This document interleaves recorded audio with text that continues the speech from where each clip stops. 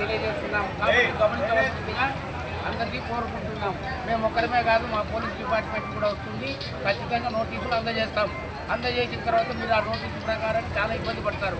కాబట్టి మీకు అక్కడ ఉన్నటువంటి పునరావాసం కూడా ప్రతి 3వ శనివారం ఈ జనవరి నుండి పరిసరాల పరిశుభ్రతపై ప్రత్యేక కార్యక్రమాన్ని ఏర్పాటు చేయడం జరిగింది.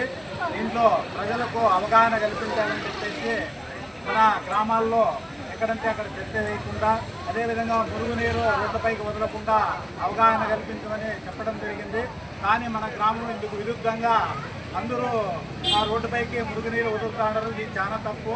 మనకు ప్రభుత్వము ఉపాధి హామీ పథకం కింద 6,000 రూపాయలు ప్రతి జాబ్ కార్డు గల ఇంటికి కూడా ఇంకుడు గుంత కట్టుకునేదానికి సహాయం చేస్తుంది. కాబట్టి గ్రామ ప్రజలందరూ ఈ అవకాశాన్ని సద్వినియోగం చేసుకోవాలా. మురుగునీరు రోడ్డుపైకి వస్తే పరిసరాలు అపరిశుభ్రంగా ఏర్పడి అడ్డువ్యాధులు సోకి మనకు అనారోగ్యం ఏర్పడే అవకాశం ఉంది. కాబట్టి గ్రామ ప్రజలు ఇది గ్రహించి ఖచ్చితంగా మీరు ఇంకుడు గుంతలు కొట్టుకోండి. అదేవిధంగా ఈ చెత్త కానీ చెదారం కానీ ఎక్కడ కానీ రోడ్డుపైన వేయకూడదు.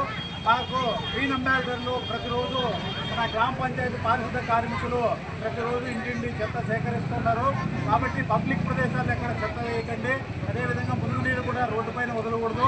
మేము చాలా పరిసరాల పరిశుభ్రత కొరకు ప్రతిరోజు కొంత సమయం కేటాయిస్తానని నా వంతు కృషిగా స్వచ్ఛత కార్యక్రమాల కొరకు శ్రమదానం చేసి పరిశుభ్రత ఆంధ్రప్రదేశ్ సాధించే సంకల్పానికి కట్టుబడి ఉంటానని ఈరోజు పరిశుభ్రత గురించి నేను వేసిన ఈ ముందడుగు ఆంధ్రప్రదేశ్ రాష్ట్రాన్ని శుభ్రపరచడంలో సహాయం చేస్తుందని నమ్ముతూ ఈ రోజు నుండి నా తోటి వారికి కూడా స్వచ్ఛత, ప్లాస్టిక్ నిర్మూలనపై మరియు ప్రత్యామ్నాయాల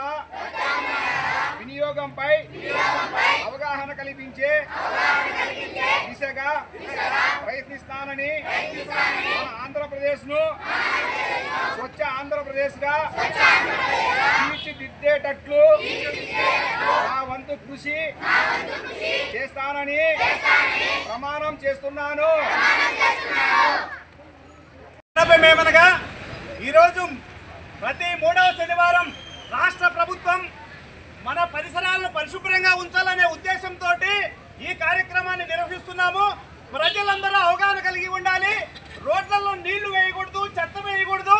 తర్వాత ఈ రోడ్లలో నీళ్లు ఇవన్నీ వేయటం వల్ల మనకే అనారోగ్యం వస్తుంది, దోమలు వస్తాయి, ఈగలు వస్తాయి. తద్వారా మనము హాస్పిటల్ పాలు కావాల్సి వస్తుంది, అనేకమంత డబ్బులు ఎక్కువ ఖర్చు పెట్టాల్సి వస్తుంది.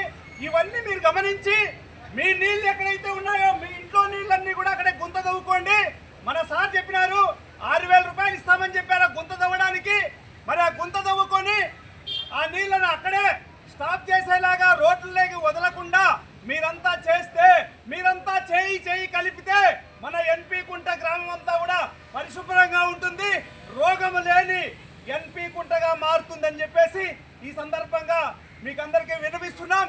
అలాగే ప్లాస్టిక్ నిషేధము, ఈ రోజు నుంచి ఎక్కడ ప్లాస్టిక్ వాడకూడదు, దానిపైన నోటీసులు కూడా అందిస్తామని చెప్తున్నారు. కాబట్టి 0.5 mm లోపల ఉన్నటువంటి ప్లాస్టిక్ ఏది కూడా వాడకూడదు. ఇక నుంచి దాన్ని వాడితే మీకు ఫైన్ వేస్తారని చెప్పేసి మీకు ఇందు మూలంగా తెలియజేస్తున్నాము. దయచేసి అందరూ సహకరించవలసిందిగా కోరుతున్నాము. Thank you very much.